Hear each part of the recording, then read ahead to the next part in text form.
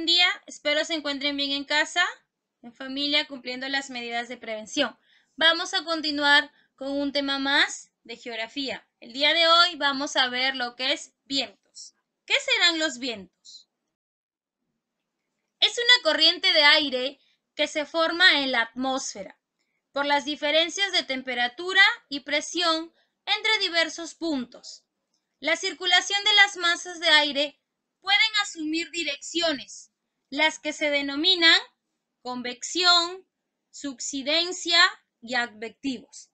Cuando hablamos de convección, es la forma de transferencia del calor y se caracteriza porque se produce por intermedio de un fluido ¿entre quién?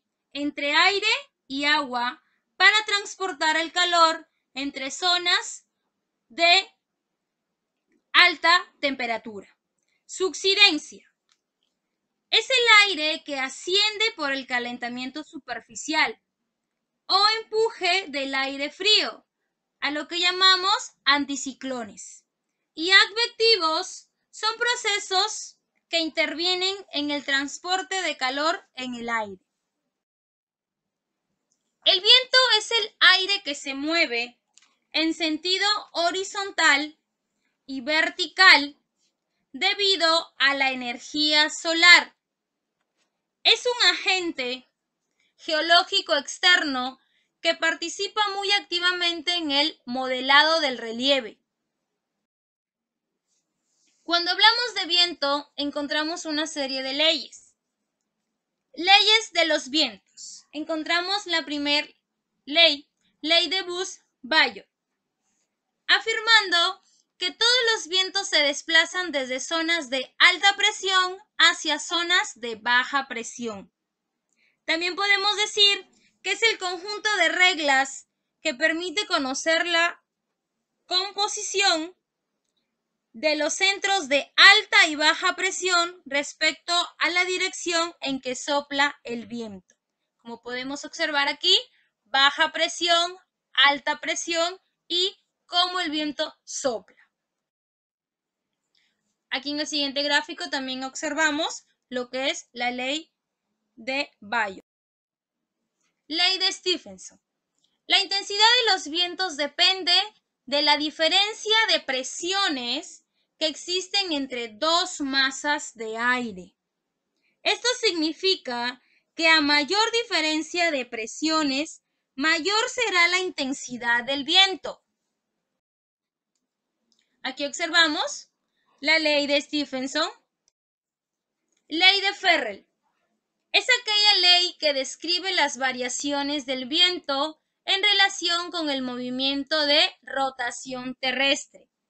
A causa de la rotación terrestre, todo cuerpo que se mueve libremente sobre la Tierra es derivado hacia la derecha con respecto a la dirección de movimiento en el hemisferio boreal y hacia la izquierda en el hemisferio austral. Ley de Bayot, ya hemos dicho que los vientos circulan desde las zonas de alta presión a las zonas de baja presión. Ley de Ferrel, los vientos se desvían hacia la derecha en el hemisferio norte y hacia la izquierda en el sur debido a la rotación de la Tierra. Y ley de Stephenson, la velocidad del viento está en razón directa con la diferencia de presión entre las zonas entre las que sopla. Cuando hablamos de viento tenemos unos instrumentos de medición. Entre ellos encontramos el anemoscopio, conocido como maga o cono del tiempo, y es utilizado principalmente para medir la dirección y la fuerza del viento. El anemómetro es otro instrumento de medición que se utiliza principalmente para medir la velocidad instantánea del viento. Cuando hablamos de viento, también encontramos una clasificación. Entre ellos encontramos vientos reguladores o constantes, vientos periódicos o regionales y vientos regulares. Nos referimos a vientos reguladores o constantes. ¿Cuáles son? Son aquellos vientos que circulan por todo el planeta, siendo desviados por la fuerza de Coriolis. Esta fuerza, conocida como el efecto de Coriolis, hace que estos vientos soplen todo el año en la misma dirección. Entre ellos tenemos a los vientos alisios, contralisios y vientos polares. Los vientos alisios son aquellos vientos que soplan entre los trópicos. Estos vientos parten de las zonas subtropicales de alta presión a las regiones ecuatoriales de baja presión. Y los vientos contralisios son aquellos vientos de constante que están ubicados en la parte superior de la atmósfera. Los vientos polares son aquellos vientos preponderantes fríos y secos que soplan desde zonas de alta presión en las alturas polares.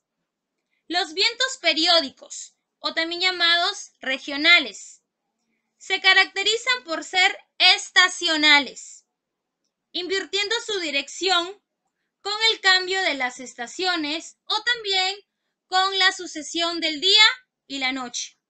Esto quiere decir que soplan durante un periodo en una dirección y en un sentido opuesto. Entre ellos encontramos a los vientos monzones. ¿Cuáles son? Es el cambio estacional en la dirección del viento. Son los que se producen en el sureste asiático. Tenemos lo que es brisas.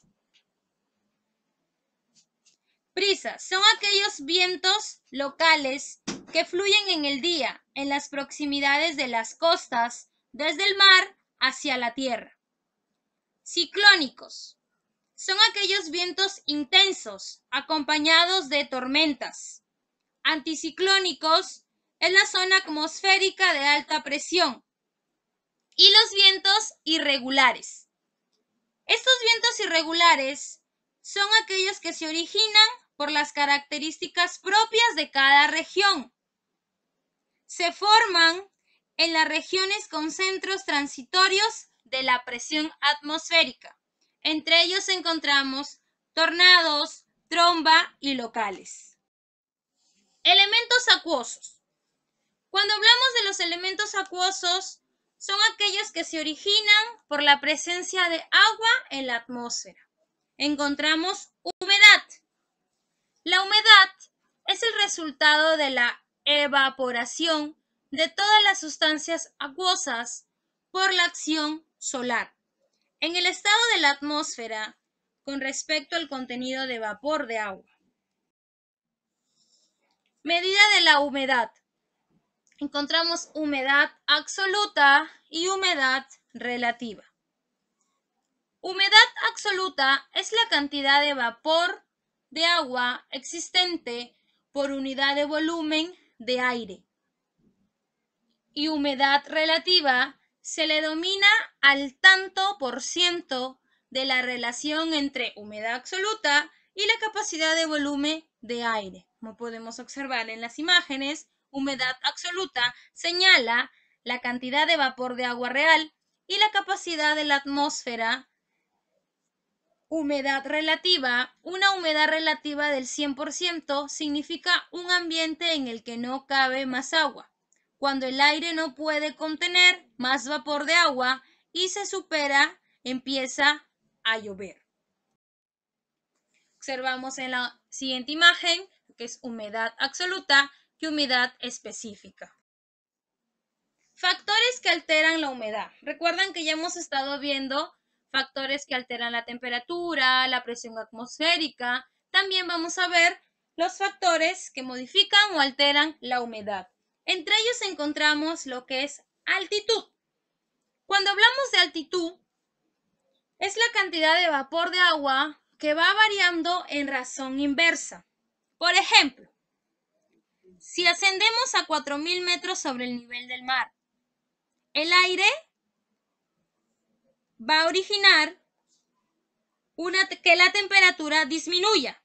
Es decir, el vapor de agua, que es un gas termorregulador, tiene la capacidad de retener calor, pero en la altura esto va a disminuir, por lo que el calor liberado se pierde rápidamente. Entonces, ¿qué vamos a obtener ahí?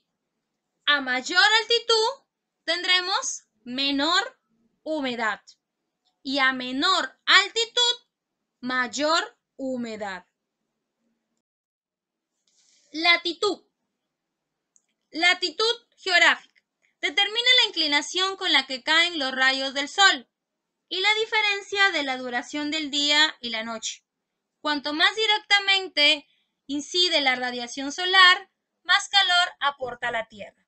Entonces decimos, está en relación con la incidencia de los rayos solares, pues a medida que nos alejamos del ecuador, la humedad disminuye.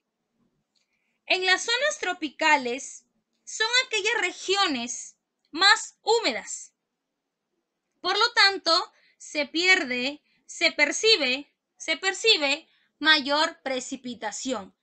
Y aquí hablamos, a mayor latitud tendremos menor humedad y a menor latitud vamos a obtener mayor humedad.